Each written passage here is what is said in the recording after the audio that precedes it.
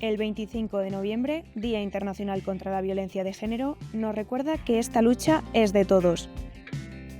Si alguna vez te encuentras en una situación de riesgo, recuerda, no estás sola. Estate segura, estamos contigo. Junta de Castilla y León. ¿Qué tal? ¿Cómo estáis? Muy buenos días. Sí, bienvenidos. Hoy, me he cambiado de sitio, estamos en una mesa diferente porque hoy tengo aquí una mesa redonda, aunque no es redonda la mesa, me decían mis compañeros, pero estamos en una mesa redonda por el 25N, ese día contra la violencia, en este caso, contra la violencia de género, y estoy muy bien acompañada por tres asociaciones de aquí de León que están, yo creo que todos las conocemos, que ahora se van a presentar, y como no también, en este caso, por el gerente territorial de Asuntos Sociales. ¿Cómo estáis? Muy bien. Buenos días. Voy a presentarlos antes de nada, porque tengo aquí conmigo, para empezar a mi izquierda, tengo a Encina Gutiérrez de Simone de Beauvoir. ¿Cómo estás? Pues muy bien, encantada de estar aquí. Gracias por venir. Gracias a ti por invitarnos. Gracias. Después tengo Tania Yugueros, en este caso de Isadora Duncan. Buenos días. ¿Qué tal? Gracias. Sagra Pérez de Adabas. Hola, buenos días. Y, como ya dije antes, a Juan Antonio Orozco, el gerente de servicios, en este caso de territorial, servicios sociales. ¿Cómo estás? Muchas gracias, buenos días. Muy bien. Vamos a hablar de este pasado lunes, fue el día, en este caso el Día Internacional contra la Violencia de Género, y antes de empezar yo quiero que me contéis un poquito, me contéis a mí, sobre todo a la gente que nos está viendo, cada una de las asociaciones, a qué os dedicáis exactamente, porque muchas veces mucha gente, yo creo que a mí me ha pasado como que os mezcla un poco de lo que hacéis, estáis todas relacionadas, pero quiero que me contéis un poquito exactamente a qué os dedicáis. Cada asociación. Pues empiezo yo. Empieza usted. Aunque no soy la más vieja en este caso, pero bueno. La asociación Simone de Beauvoir abrió la Casa de Acogida para Mujeres Víctimas de Violencia en 1987. Era la primera casa que se abría en León, la primera en Castilla y León, con lo cual también fue pionera.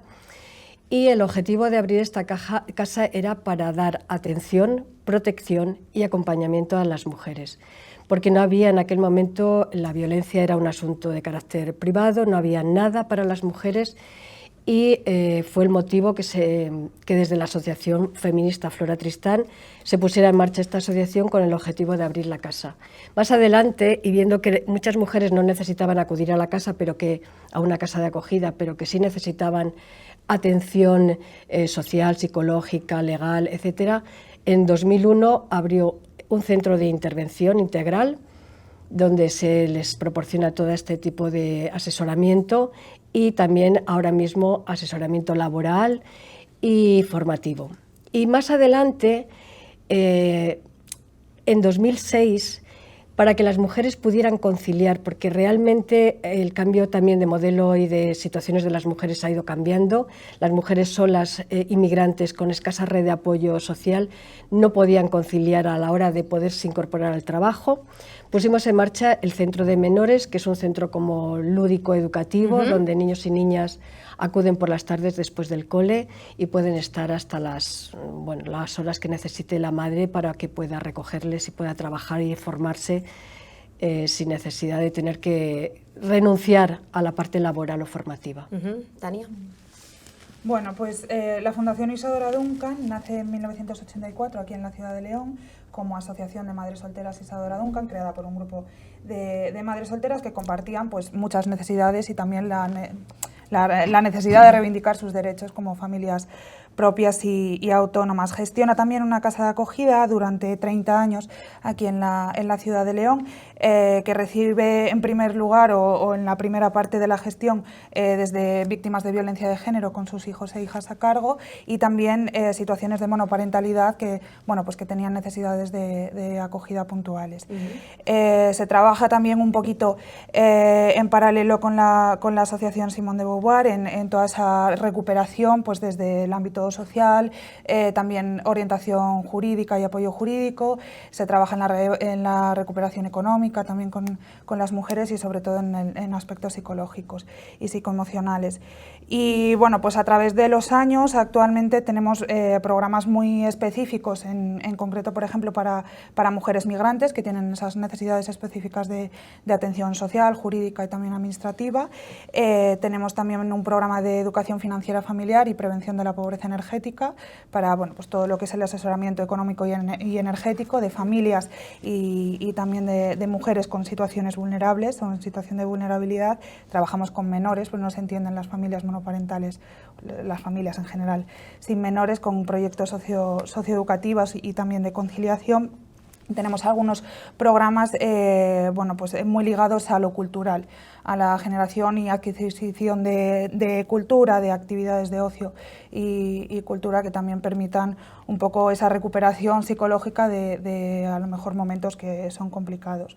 Y trabajamos, por supuesto, también en la prevención y sensibilización contra la violencia de género, muy específico en la prevención de la violencia económica, uno de las manifestaciones de violencia de género más escondidas y más invisibilizadas.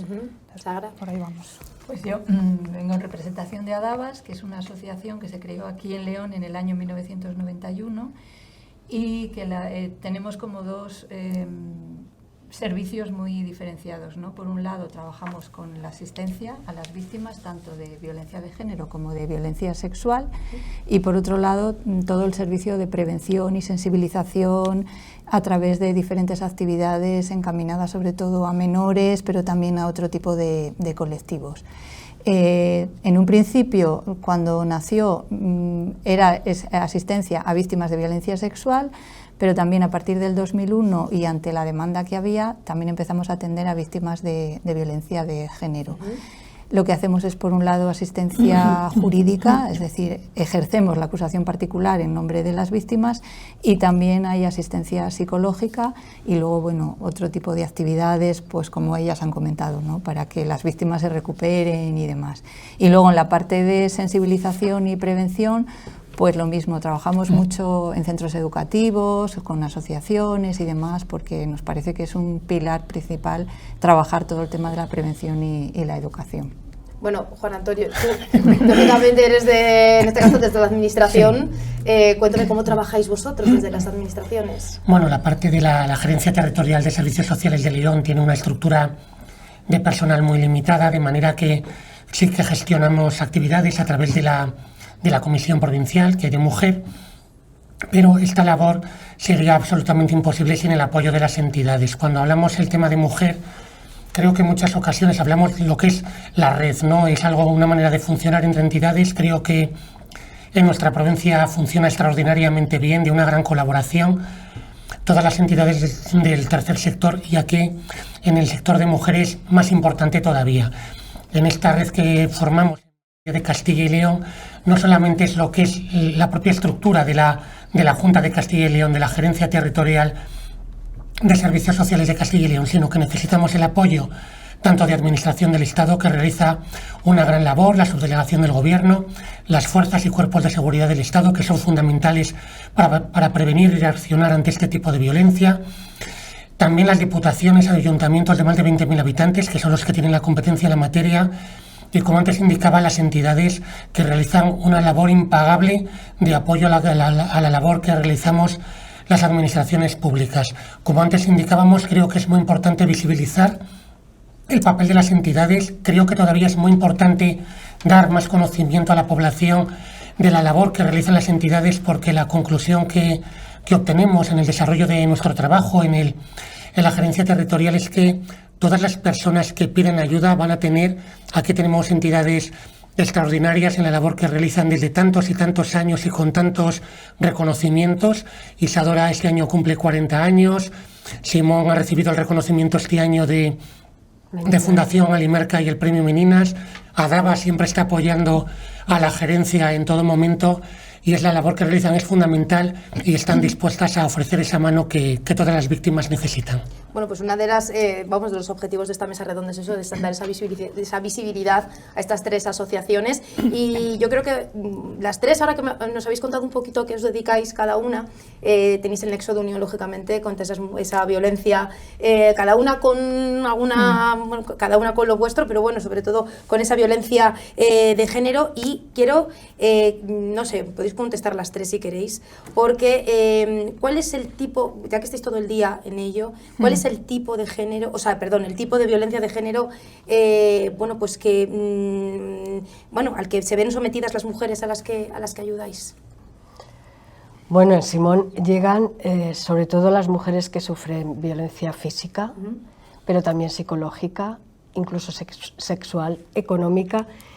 Y lo que sí nos parece es que yo aquí estoy como presidenta de la asociación, que no soy la técnica ni trabajadora, o sea que, en fin, pero por lo que sé y por la información que me han transmitido las compañeras que trabajan, muchas veces las mujeres sufren todas estas violencias a la vez, pero no siempre son conscientes de que es violencia, de que están sufriendo todas esas violencias, porque a lo mejor llegan por haber aguantado durante mucho tiempo violencia física, pero no perciben que han sido víctimas también de una violencia psicológica, porque su autoestima está por los suelos, su percepción de sí misma es totalmente negativa, con lo cual estamos hablando de violencia psicológica, violencia sexual porque se han tenido que muchas veces someterse a los mandatos de su pareja, y violencia económica porque no han tenido libertad para disponer en qué utilizar o qué comprar, ¿sabes?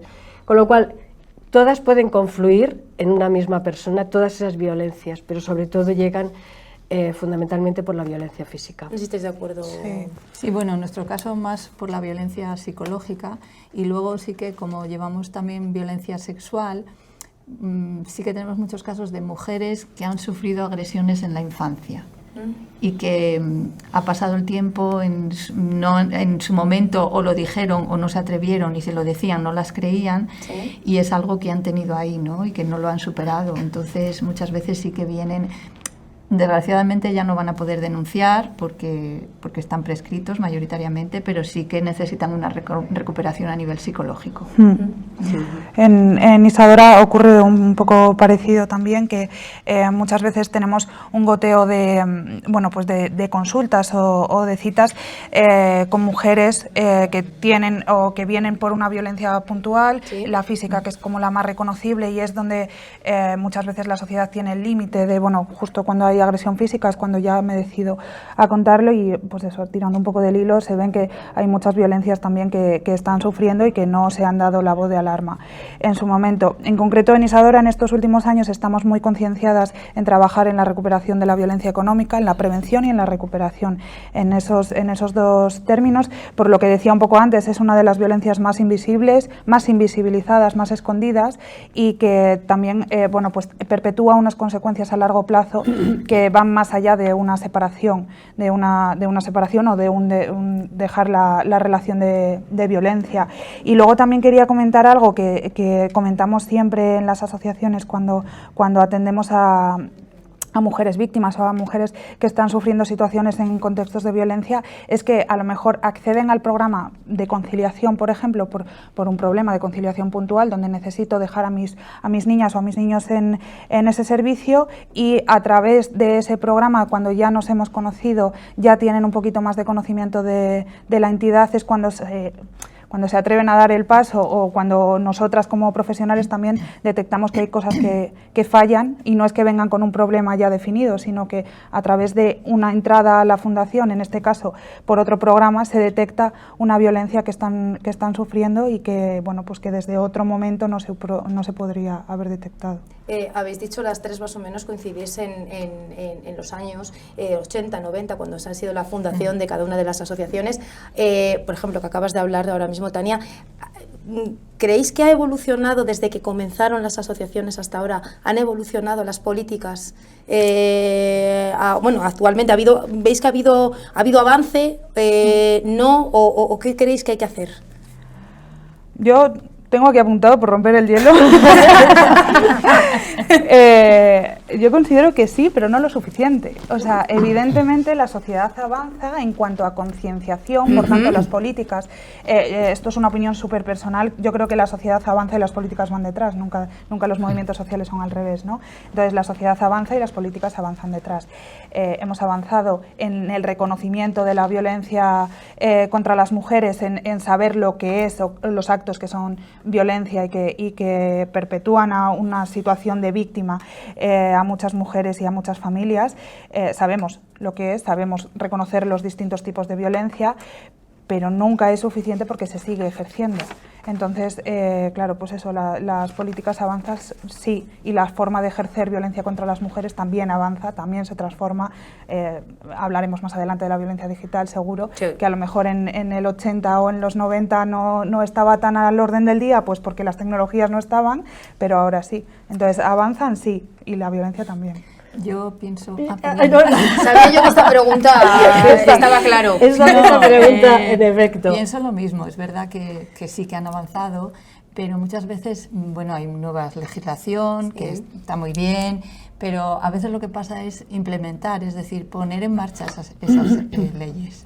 Porque de nada vale tener una ley muy bonita si luego o no la dotas económicamente o no la pones, o sea, no ejecutas esa legislación, ¿no? Entonces yo creo que es un poco también lo que está pasando. Y que haya también como una especie de, bueno, de evaluación, ¿no? Hay que estar continuamente estudiando qué está pasando, por qué está fallando esto, por qué sigue habiendo violencia, qué indicadores hay. Claro, porque siempre, perdón siempre pasa que cuando vemos estos casos que salen continuamente por la tele, desgraciadamente, decimos, ¿qué falla? ¿Cuál es el problema? ¿Qué falla para que sigamos viendo cada día, cuando nos levantamos por la mañana, un nuevo caso de violencia, de el marido que mata a la mujer? ¿Qué falla? Pues falla, yo desde luego, que estoy de acuerdo con lo que han dicho las compañeras. Ha habido una evolución estupenda en este país en cuanto a la legislación, pero es verdad que no se aplica. Si se aplicase, tal y como está establecida la ley integral contra la violencia, la ley de igualdad, el pacto de Estado, todas ellas hacen referencia a ir a la raíz del problema de la violencia.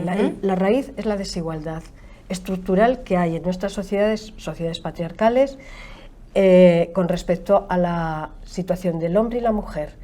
Como no se ha eliminado todavía esa desigualdad, la violencia está presente. Y luego, lo que ha dicho Sagra, si no se dota, si no se llevan a la práctica, es muy difícil combatir la violencia. Y además, tenemos un momento en nuestra sociedad muy complicado, porque el negacionismo está avanzando. Entonces, hay que hacer como mayores esfuerzos por parte de las administraciones, porque esto es una cuestión de política y de compromiso político, de llevar a cabo las medidas que se legislan, de aplicarlas. Todas las administraciones, absolutamente todas, da igual autonómicas, estatales que locales, todas deberían aplicar de forma fidedigna y con los medios que tienen esas medidas. Y, por ejemplo, todo lo que es relativo a la sensibilización y a la prevención, yo creo que está fallando desde el principio. No hay... Sí, luego te doy la palabra, ¿vale? Sí, que quiero escucharte. Pero sí, yo creo que es necesario implementar medidas de sensibilización y de prevención, para empezar, ¿eh?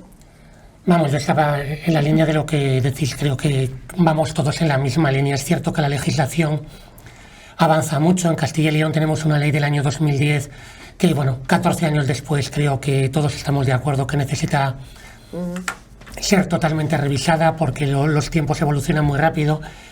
Es cierto lo que decís, que comentaba también Tamara, que muchas veces reaccionamos a golpe del titular informativo, el titular que llama la atención. Pues qué decir de la violencia vicaria, quizá la más horrible que hay dentro de todo el sector, que antes creo que no la habíamos mencionado, ¿no?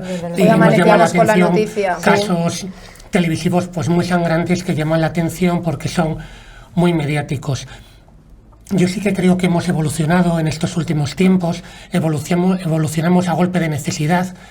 En la Comunidad de Castilla y León, pues por dar un ejemplo, hasta este año solamente había 3 centros de emergencia, que eran Ponferrada, Salamanca, Valladolid. Se ha ampliado en todas y cada una de las capitales de provincia porque esa necesidad surge, ya hay esa necesidad de atención. Las casas de acogida están al completo y tienen que ser mejoradas. Y hay otra cuestión que también estoy totalmente de acuerdo contigo, Encina, que sería fundamental supervisar el cumplimiento de las medidas. Y algo que es en lo que yo creo que las administraciones necesitamos vuestra ayuda es detectar a través de vuestro trabajo diario, todos los problemas que hay y cómo los podemos ayudar. Y eso se logra con voluntad, pero también con presupuesto, y eso es fundamental. Hay una cosa que me ha llamado la atención de lo que has dicho, encima, salta el guión totalmente. Yo soy muy de hacer estas cosas. Cuando me hablas del negacionismo, hay tanto negacionismo cada vez. Por ejemplo, el lunes que tuvisteis la manifestación, estáis todo el día. ¿Creéis que cada vez hay más gente que niega que hay esta violencia de género? Sí, los indicadores así lo dicen. Los indicadores que evalúan la percepción, el último, que es del 2023, hecho por el Reina Sofía de Juventud y Género, establece que 1 de cada 4 considera que esto es un invento ideológico. Ha aumentado el número de agresiones sexuales, ha disminuido la edad de quienes cometen esas agresiones sexuales, y hay un aumento en el número de violencia, de denuncias. Sí. Entonces, los indicadores demuestran que aumenta todo. Es verdad que el número de mujeres asesinadas este año no ha habido un aumento, han sido 42 mujeres las asesinadas, pero el resto de indicadores sí aumenta, y el negacionismo también, entre la gente joven. Nosotras, por ejemplo, que llevamos muchos años haciendo actividades en centros educativos y demás, la persona que da los talleres siempre nos comenta que a partir del 2018-19 ha ido cambiando, ¿no? Es decir, antes estaba como más, o quizá no se decía, no lo sabemos, pero nadie se atrevía a decir, pues esto es un invento, lo de las denuncias falsas y demás, ¿no? Pero ahora hay un total negacionismo. Por parte, sobre todo, lo que decías tú, ¿no? de la gente joven, no se lo creen. También ocurre muchas veces que la gente joven se informa a través de redes sociales, ¿no? A través de TikTok, por ejemplo. Ahí, ¿quién puede poner noticias? Cualquiera. Yo puedo decir cualquier cosa. Nadie me lo va a rebatir, ¿no? Sí, claro. Entonces, ven esos contenidos y entonces, bueno, pues consideran eso, que no hay, que es un invento, que nos lo estamos, que tenemos muchos derechos y que les estamos pisando, y que no. Yo creo que también va un poquito relacionado con la sensación de impunidad. Como es verdad que la sociedad en general está relativamente concienciada con los asesinatos y los crímenes machistas, pero no con todas esas acciones que son violencia contra nosotras. Entonces, esa sensación de impunidad y de decir, bueno, si ya tenéis igualdad, si ya cobráis lo mismo, bueno, bien, vamos a estudiarlo, vamos a analizarlo, aquí tenemos los datos también. Entonces, confundir también, sobre todo en las relaciones más jóvenes, los celos con el amor, la sensación de control, todo esto también da lugar a que digan, bueno, pero si es que esto que estoy haciendo no es violencia, y si no, vete y denúnciame, ¿no? También estas valentías, estas sensaciones de impunidad indican a que efectivamente se piense que esto es un invento ideológico, y que luego también pongo encima de la mesa la palabra exageración, ¿no? Que somos unas exageradas, que ahora todo es violencia. No, es que ahora lo señalamos más y no vamos a permitir un retroceso, como era lo que estaba viendo hasta ahora. De que hablaba Sagra de la educación, en este caso de los más jóvenes, ¿qué papel juega la educación? Lógicamente, me imagino que desde los institutos, los colegios, pero también no nos podemos olvidar en casa. La familia. Sí. La familia, las redes. Claro. Es que, claro, muchas veces hay familia, o sea, es que en el colegio lo que os enseñan tal, ya, pero ¿y en casa? Es el pilar fundamental, es decir, hay que trabajar mucho todo el tema de la prevención dentro de la educación, y lo que tú comentas es muy importante en los centros educativos. Nosotras hacemos actividades desde infantil, o sea, en infantil ya porque hay que trabajar mucho el tema de la igualdad. Entonces, nos parece primordial, y no solo en centros educativos, sino también en diferentes colectivos, ¿no? Claro, es verdad que luego, por mucho que des allí, que hagas actividades y luego llegas a casa y te niegan o te dicen que no, que eso no es así, pues claro, no hacemos nada. Pero yo creo que tiene que concienciarse y participar toda la sociedad, pues medios de comunicación, centros educativos, familias, todo el mundo. Sí, yo la verdad es que estoy de acuerdo con lo que dice Sagra. La educación, o sea, lo que es el contexto educativo, por sí solo no es suficiente, ¿no? Si no va acompañado de otras medidas que está establecida en la ley integral, ¿no? Que tiene que haber un cambio. Toda la sociedad tiene que trabajar para conseguir el objetivo de la igualdad. Pero es verdad que la ley de educación establece que se debe trabajar la coeducación contra la violencia, romper esos mensajes estereotipados de lo que es una niña, de lo que es un niño, lo que ha de ser una mujer o un hombre. Todo eso tiene que romperse y tiene que trabajarse. La propia ley de educación lo dice, porque la educación contribuye no solo a lo que es la formación académica, sino al desarrollo personal y social de todo el mundo. Es decir, de personas responsables que se tienen que enfrentar en una sociedad o que se tienen que desenvolver en una sociedad con unos valores que implican igualdad, respeto, colaboración. Entonces, tenemos que trabajar desde las escuelas. Los cuidados, la corresponsabilidad, los mensajes no sexistas, la contribución de las mujeres a lo largo de la historia al desarrollo de la humanidad. Es decir, la escuela no puede invisibilizar el papel que han jugado las mujeres a lo largo de la historia y que jugamos, y tiene que ser portavoz de todos esos valores de igualdad y de respeto. Y precisamente ahora, y yo creo que está relacionado con el negacionismo, creo que, aunque Adabas, bueno, yo creo que todas las instituciones tenemos programas de colaboración con los centros educativos en materia de sensibilización, en talleres para trabajar la igualdad, pero el profesorado yo creo que quizás no desarrolla tan... hubo unos años que hubo una implicación muy grande por parte de los colegios en trabajar este tipo de tareas. Yo creo que ahora no. Es verdad que creo que hay una sobrecarga burocrática de trabajo, de no sé qué, y posiblemente se va dejando este tipo de cuestiones. Pero son fundamentales y eso contribuye a que si la escuela no contrarresta los mensajes que desde la sociedad están recibiendo niños y niñas, pues es verdad que calan con mayor profundidad y la escuela no está...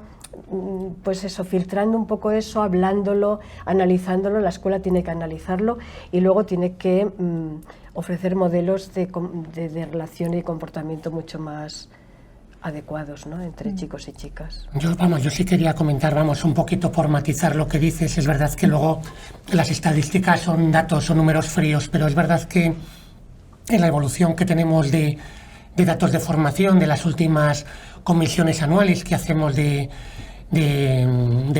contra mujeres, las víctimas de violencia de género, la comisión anual, estos datos de formación sí que nos dicen que cada vez hay más y más profesores que quieren participar en este tipo de formación. Entonces el número sí que nos transmite que hay esa voluntad. Quizá el acierto pueda depender en algún momento, pero la voluntad de acceder a formación por parte del profesorado lo vemos en los datos, lo vemos en las entidades y creemos que es algo positivo a tener en cuenta. Pues sí, la verdad es que me alegro que des ese dato, pero fíjate, el otro día me comentaban de un instituto que estaban con un taller precisamente trabajando el tema de la igualdad y yo creo que estaba relacionado con el 25 también, y era alumnado de 15 años, no sabían lo que era el 25, no sabía que se conmemoraba el 25. Entonces, un poco estas cosas sí que te dicen, te ponen un poco en alerta, ¿no? Porque no solamente hay que esperar a que se cumpla el 25 para decir el 25 es el Día Internacional para la Eliminación de la Violencia. Es que yo creo que se tiene que hablar mucho antes de por qué se establece un día internacional como es el 25, lo mismo que el Día de la Paz o el Día de no sé qué. No lo sabían, no sabían, entonces... Es verdad que me encanta que el profesorado se forme, pero lo que decimos, igual que la ley, que haya leyes, que el profesorado se forme, pero que luego se lleve a la práctica y que se cumpla en el día a día, porque en la ley lo que establece es que el trabajo del derecho a la igualdad tiene que ser algo transversal. O sea, tiene que estar presente cuando tú das historia, cuando das lengua, cuando das no sé qué, porque tú ves comportamientos, porque formas equipos, porque niños y niñas se relacionan desde muy temprana edad. Entonces, todos esos comportamientos que tú observas en el aula, sí que puedes trabajarlos para que sea una relación en igualdad, ¿no? Sería una de las reivindicaciones, ¿no? Sí, que hacéis entre las... Exactamente. Sí. Bueno, me imagino que tendréis cosas a favor y en contra, bueno, mejor dicho, en contra no, barreras que os ponen las instituciones. Contadme un poquito cuáles son esos retos, esas barreras que ponen en este caso las instituciones, las públicas o las privadas. Se ríe ya, Tania. Sí. En plan de, espera, que arranco ya, que tengo mucho que decir. Sí, tengo mucho, pero voy a intentar también ser breve. Solo quería apostillar una cosita sobre la educación. En mi caso, soy educadora social. Para mí la educación es básica para contribuir a una sociedad justa, equitativa e igualitaria. Y la necesidad de la transversalidad, de luchar contra la violencia de género, es decir, de fomentar esa ruptura de roles y estereotipos, tiene que ser transversal en todos los agentes socializadores de la vida de un niño o de una niña, porque no solamente las escuelas educan, no solamente las familias educan, sino la sociedad y también la manera de comunicarnos estamos educando todo el rato. Las niñas, los niños nos ven como referentes siendo adultos, ¿no? Entonces tenemos que ser responsables también con los mensajes que estamos lanzando. Solo quería apostillar esto porque me da ahí en el título, ¿no? En la profesión. Y respecto, bueno, a las barreras que encontramos desde las entidades para la comunicación con las instituciones, muchas veces me viene mucho el ejemplo de la violencia económica. Es una de las violencias que no está reconocida, que no hay legislación, hay muy poquita jurisprudencia, 2 sentencias en concreto. Entonces, claro, si hay una desconexión de las instituciones, ahí voy a atacar casi directamente, pero si hay una desconexión de las instituciones de lo que está pasando en la realidad, de lo que recogemos las entidades y también de lo que vivimos en nuestra vida más personal, es muy complicado también que, pues eso, que las leyes o las políticas se adecúen a las necesidades que tiene la sociedad. Entonces, sí se percibe cierta desconexión, sí se percibe ese llegar tarde, esos mensajes del Ministerio de no hemos llegado a tiempo muchas veces ante un asesinato o un crimen machista, bueno, pues hace un poquito complicado lo que es el trabajo. Y luego sí que ya en materia más logística, bueno, tener proyectos o programas que tienen una duración determinada y también un presupuesto económico determinado hace que muchas veces sintamos que estamos abriendo puertas pero no profundizando y no desarrollando también muchas cosas que consideramos que, bueno, pues por un lado cubren necesidades y por otro lado también son trabajos que tienen que ser como a largo plazo, y ver el impacto de una sensibilización de un tipo de violencia no se puede ver en un año y frente a una solicitud tan encuadrada. No tengo tampoco la solución, he de decir, o sea, que yo traigo aquí mis propuestas y mis quejas, pero tampoco sé, porque si la tuviera, pues ya lo hubiera puesto en práctica seguramente. Hombre, es cierto que lo que son las actuaciones de servicios sociales tiene este gran problema y es generalizado en todo el ámbito, que son programas muy cortos, de un año, de unos meses, con lo cual la continuidad es muy complicada. Hace poquito tuve ocasión de conocer una asociación de discapacitados físicos en Ponferrada que planteaban precisamente esto, que son proyectos anuales vinculados a subvenciones de IRPF de incierta continuidad. Las personas que realizan esa labor son muy implicadas en los proyectos con la incertidumbre de una vez que acabe el proyecto me podrán volver a contratar, con el problema añadido de la modificación de la normativa laboral que obliga a entidades con una limitación presupuestaria importante a hacer a trabajadores indefinidos a personas que tienen contratos temporales muy pequeños. Es algo que está a la orden del día y que limita el desarrollo de estos proyectos. Yo como reto sí que quería plantear, me ha dejado, muy preocupado realmente lo que ha comentado Encina antes, que era un dato que hemos comentado en el preparatorio de esta reunión, que es el crecimiento del negacionismo. Yo creo que es un reto fundamental. No podemos permitir, no podemos tener tibieza, no podemos ser ambiguos. El negacionismo no puede crecer y tenemos que hacer todo lo que está en nuestra mano para evitarlo, porque es tremendamente preocupante, y el negacionismo, yo creo que cualquiera de quienes formamos parte de los servicios sociales, bien de administración, bien de entidades, no podemos tolerarlo ni un solo momento. Sí. Yo quería decir que con respecto a al trabajo con instituciones públicas, es verdad que desde Simón, con el tema de la violencia, se trabaja con prácticamente todas. Sus más y sus menos, lo que ha dicho ella, y de acuerdo. Hay dificultades, pero yo creo que son salvables. Es verdad que a veces pueden ser una cuestión incierta en el tema de la continuidad, pero donde sí que observamos un problema importante es en lo que se refiere al asunto judicial. Nos encontramos con las mujeres que tienen miedo, una gran desconfianza ante los procesos judiciales, no se sienten amparadas, y entonces Luego, además, están sometidas a que sean procesos largos, pueden durar hasta 2 años. Entonces, eso sí que es una traba importantísima para las mujeres que denuncian, ¿no? Luego hay otros 2 problemas que observamos muy grandes. Cuando una mujer se ha recuperado, rehace su vida y se tiene que enfrentar ella por sí sola con sus criaturas a una vida y que sale de la casa de acogida, tiene dificultades para acceder a la vivienda, alquilar una vivienda, tiene muchísimas dificultades para acceder al alquiler. Y luego hay un problema muy gordo y es que todo se ha burocratizado y todo se ha digitalizado, es decir, toda la brecha digital que muchas mujeres acarrean cuando salen porque son citas a través de portales, no sé qué, todo eso está creando muchísimas dificultades a la hora de manejarse de una forma autónoma en el momento que se ponen en la calle y que tienen que ya, no hay detrás una persona que le eche un cable, que tiene muchas dificultades. Estos son los verdaderos problemas ahora mismo. Y con las entidades privadas y las del tercer sector, pues yo diría que hay una buena colaboración, ¿verdad?, entre todas, sí. O sea, perdón, sí, por Dios. No, añadiría lo que tú comentabas del tema de la burocracia, ¿no? Y que muchas veces es difícil porque ni siquiera el propio funcionariado tiene las herramientas como para que eso cambie y se agilice. Entonces, lo que hablabas de las citas por internet o muchas cosas, ¿no? O la burocracia de que te mando este papel y este otro papel y este otro papel, y estoy de acuerdo contigo en el tema de los procedimientos judiciales. Claro, es muy fácil decir, tienes que denunciar, tienes que poner una denuncia y tal, pero es muy duro luego enfrentarse a todo el proceso judicial. Hablabas de 2 años en el tema de la violencia de género, sí. Pero es que en violencia sexual nosotras hemos tenido casos en que desde que se denunció el hecho hasta que se celebró el juicio pasaron 7 años. Madre mía. Es que es tremendo. Y entonces, claro, yo entiendo que haya mujeres que digan, bueno, pues yo no voy a denunciar, o que decidan, mira, no denuncio, pero sí que me voy a separar y voy a empezar otra vida.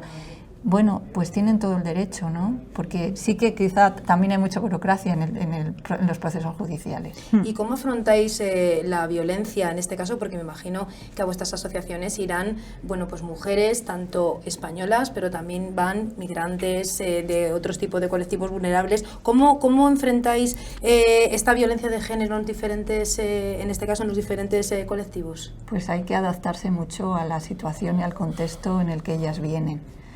Desde utilizar un lenguaje, pues si por ejemplo no dominan el castellano, pues a veces tienes que tirar de traductores o hablar en un lenguaje más sencillo.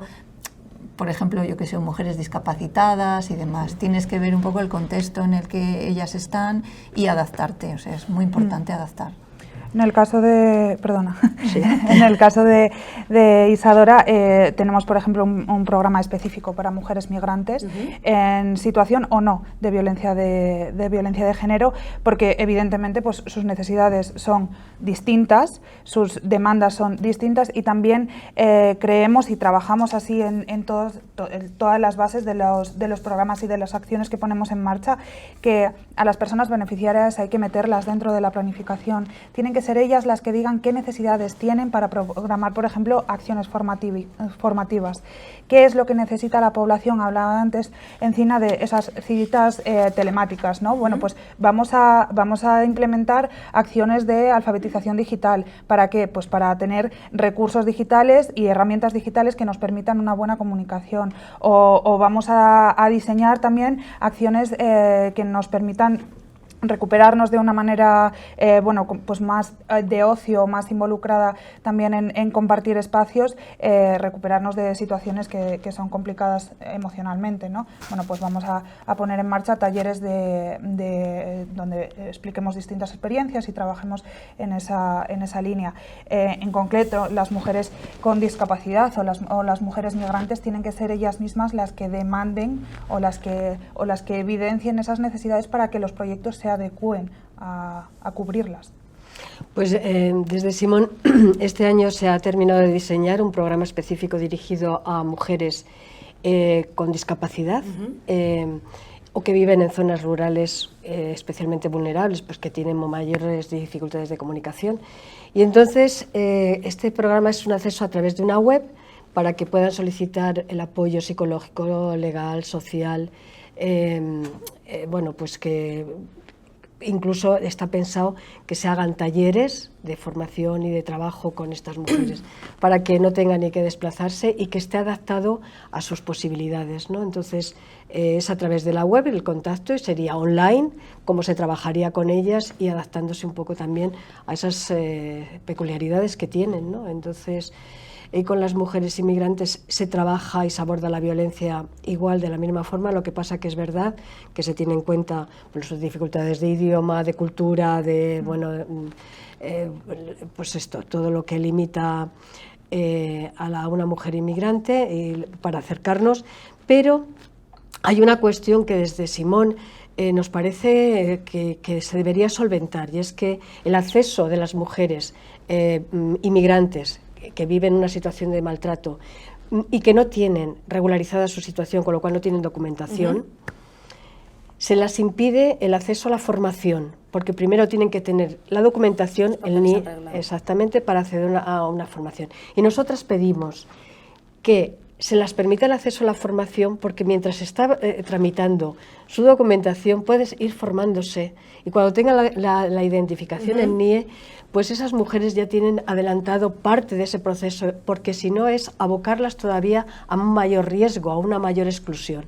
Entonces, queremos que estas cosas, es verdad que es la ley de extranjería y qué tal, pero yo creo que a lo mejor se podría, bueno, contemplar estas posibilidades, porque es que las mujeres accedan en igualdad de condiciones a la formación, porque son pues, talleres que se hacen Cáritas o bueno, en otros estamentos que hacen formación, que puedan acceder sin el NIE. Hablábamos de esa violencia, tanto física, psicológica, hablábamos también de la económica, pero ¿qué pasa con la digital? Cada vez hay más mujeres que son sometidas, que tienen esta violencia digital, porque ahora todos tenemos un teléfono móvil, todos con el teléfono móvil ahora mismo, hasta los más jóvenes, yo creo que ahora mismo es como un poco el mal que tenemos ahora, porque todo se graba, todo lo hacemos con el móvil. ¿Qué pasa con esa violencia? No. Pues yo es que creo que además en esos espacios online, en esas páginas, es donde se refuerza el patriarcado, fíjate, porque como no hay ningún control, cabe todo, es ahí, y las mujeres, igual que no están seguras en el espacio público, en la calle, en la noche, ni en el hogar a veces, el espacio ese digital también es un espacio inseguro y problemático para las mujeres. Es donde están, además están reforzando en esos espacios los roles sexistas, se está hipersexualizando a las mujeres, el único atractivo de las mujeres es el atractivo físico y sexual, y se está reproduciendo la violencia hacia las mujeres de una forma tremenda. Y ya no digamos la pornografía, o sea, ya no digamos esos espacios que llega a gente tan joven, la pornografía, que es la que está educando en ese modelo sexual o en esa sexualidad totalmente deformada, y que creemos además que el aumento de las agresiones sexuales tiene que ver con el consumo de la pornografía a una edad tan joven, ¿no? Con lo cual es que realmente desde el feminismo lo que pedimos es que eso se tiene que regular. No puede ser, la pornografía no puede pulular por esos espacios con esa impunidad, y hay que controlar desde luego esas páginas. Y cada vez hay más chavales jóvenes con, no sé, 12, 13 y más pequeños que consumen ese tipo de pornografía y después se piensan que eso es lo normal, y después hacen lo mismo que ven en una película porno, lo hacen igual. Pero lo hacen los chicos, perdóname, lo hacen los chicos y creen las chicas que eso es lo que tienen que hacer, sí, que eso es lo peor, porque es sufrimiento. O sea, eso no es... y las redes sociales, claro, lógicamente. Hoy amanecía yo con la noticia de que en Australia han prohibido el acceso a redes sociales a los jóvenes hasta a partir de los 16 años ya pueden, antes no. Por todo bueno, pues todo lo que está pasando ahora mismo, un problema que también lo tenemos en España, lógicamente. Exactamente. Sí, bueno, yo estoy de acuerdo, no vamos a repetir lo mismo, ¿no? Incluso todas esas plataformas que hay ahora, algunas de ellas, por ejemplo, que lo que están induciendo es a chicas muy jóvenes, incluso menores, a la prostitución, a través de, bueno, yo hago con mi cuerpo lo que quiero, porque me van a pagar por ello, y luego termina siendo otro tipo de prostitución. Claro. Yo quería comentar algo como muy particular que me sucedió en una acción de sensibilización que hicimos en un instituto, donde, bueno, pues se levanta de repente una mano y se pone un caso de, bueno, tengo un amigo que... bueno, pues que no sabe muy bien si la foto que recibe de una chica la puede difundir, eso es, en sus grupos de WhatsApp y demás. Entonces, bueno, eso hay que ponerlo un poco en cuarentena también, porque a ver quién es el amigo y a ver cómo se ha hecho, ¿no? Pero eso nos hace también reflexionar de que, sobre todo las generaciones más jóvenes, tienen que tener muy claro lo que es delito y lo que no es. Entonces, en este caso, difundir una imagen privada en tu grupo de amigos cuando tú estás chateando con una chica, es un delito, puede llegar a ser un delito. Y luego, por supuesto, hay que estudiar cuál es la repercusión que tiene esa chica, esa niña, muchas veces de verse, pues eso, en todos los grupos de WhatsApp o de verse también ridiculizada o exhibida en lugares y espacios donde ella no permite esa exhibición. Entonces, la violencia digital efectivamente existe y cómo se ataja, volviendo un poco a reconducir, es educación. Es educación y es saber poner los límites y es saber decir, esto es violencia, tanto para la persona que la emite como para la persona también que la sufre. Pero bueno, sobre todo, saber que hay ciertos límites que evidentemente no podemos pasar en nuestras relaciones digitales, en este caso. Si pudierais implementar una medida inmediata para combatir la violencia de género, ¿cuál sería? Así, bueno, sobre para ir todo, terminando, yo creo que campañas, pero continuas, sobre el tema de la sensibilización y la prevención, trabajar la prevención y la educación. Y luego también creo que es importante saber que las acciones de prevención tienen que ir evolucionando también con los tiempos, ¿no? Entonces, el trabajo en acciones realmente impactantes que señalen a los culpables, que protejan a las víctimas y que prevengan ciertas situaciones, tiene que ser algo básico. Entonces, no solo vale, como decía Encina, también salir a la calle el 25, que está estupendo, y hacer acciones y hacer actos que tengan que ver con el 25 de noviembre, con la violencia de género en noviembre. No, bueno, hay que hacerlo durante todo el año. Eso es algo transversal. Pues yo añadiría que estoy, completamente de acuerdo. Las campañas de sensibilización y prevención son fundamentales, porque es empezar por el principio. También hay que se cumpla la ley. Pero yo añadiría que es que hay que poner el foco también en los hombres. Los hombres tienen que, de alguna... O sea, está pensada la ley también para dirigirse a los hombres. Los hombres tienen que formar parte de la solución, no pueden ser solamente el problema, no cabe duda, ¿no? Pero los hombres no se han aproximado. Solamente tenemos algunos hombres pues que, lógicamente, consideran que es necesario trabajar la igualdad y luchar contra la violencia. Pero hay muchos hombres que esto les pasa un poco de refilón, como que no va con ellos este problema, ¿no? Pero son el problema ellos, son los hombres, porque estamos en una sociedad patriarcal, educa a los hombres para esto y a las mujeres para la sumisión, ¿no? Entonces, realmente tienen que formar parte de lo mismo que nos han ido diciendo a las mujeres lo que tenemos que hacer durante muchos años. Yo creo que va siendo hora de que los hombres que luchan por la igualdad y que consideran que es importante la igualdad, digan a otros hombres que así no se trata a las mujeres. Lo que decíais antes, no se viola, no se insulta, no se degrada, ¿sabes? Esos mensajes tienen que estar también presentes en los hombres y ellos tienen mucha tarea que hacer. Yo por la parte nuestra de administración, bueno, pues es mucho más de base, mucho más del día a día, ¿no? La labor burocrática que hemos mencionado antes. Yo creo que en Dirección General de Mujer muchas veces hemos hablado de este asunto y lo que más nos preocupa del día a día, sabemos que en las casas de acogida, que en el centro de emergencia atendéis a las mujeres muy bien, dais lo mejor de vosotras mismas para que estén atendidas, una atención integral en todo lo que necesiten. Pero es muy preocupante la salida de la casa de acogida, que antes Encina lo había dejado aludido. Porque es verdad que hay que buscarlas un apoyo, una inserción en el mundo laboral para que tengan una integración real, efectiva. Y tenemos mucho problema con el tema de alquiler, mucho de verdad, de manera que por parte de Consejería de Familia sí que se está fomentando, se está estudiando de qué manera podemos dar ayudas de alquiler para que las víctimas que salen de casas de acogida puedan acceder a esa vivienda y evitar este problema real que tenemos en el día a día. Y luego, como segunda medida que sí que quería un poco adelantar, porque va a ser muy reciente, pues comentar que antes de fin de diciembre vamos a abrir un centro de emergencia, un centro de crisis para atender a víctimas de agresiones sexuales y víctimas de violencia de género en la ciudad de León. Se corresponde una subvención de Administración del Estado con el compromiso de tener la instalación abierta antes del fin de año, y la idea es abrirlo aproximadamente 15 de diciembre, siempre antes de fin de año, con lo cual las víctimas tanto de violencia de género como de agresiones sexuales van a tener un recurso más de atención integral para ser atendidas en el día a día. Y volvemos un poco a la línea de lo que decía inicialmente, que si las víctimas y las mujeres piden ayuda, siempre van a tener esa mano abierta por parte de Administración y por parte de entidades. Que yo quería, que me encanta que haya medidas económicas de apoyo para el alquiler, pero fíjate que el problema, que también es el económico, pero que no encuentran casas, no encuentran viviendas para alquilar, porque no hay un parque de vivienda disponible porque las crean muchísimos problemas para alquilar. Las piden no sé cuántos avales, mostrar la nómina, y eso es lo que ahí es donde están las dificultades para el alquiler, que también el económico, pero sobre todo las trabas que se les ponen para el acceso al alquiler.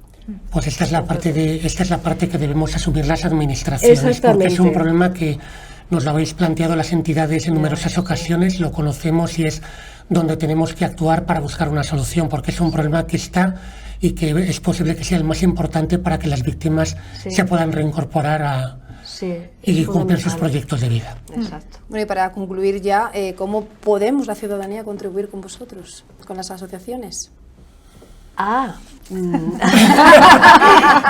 Bueno, pues mira, en nuestro caso, en el caso de la Fundación Isadora Duncan, consideramos que es importantísimo hacerse eco de nuestros recursos de apoyo, que la ciudadanía, que las mujeres en concreto que lo necesiten, sepan dónde acudir cuando hay cualquier alarma de cualquier tipo, porque ya no solamente nos enfocamos en la violencia de género, sino también en otra serie de vulnerabilidades que podemos sufrir por ser mujeres, por ser familias también, y familias monoparentales. Entonces, hacerse eco de nuestros servicios y de nuestros recursos de apoyo y acompañamiento es importante, y también ofrecer una visión social que permita establecer unos objetivos reales de establecimiento de programas y de servicios y de apoyo.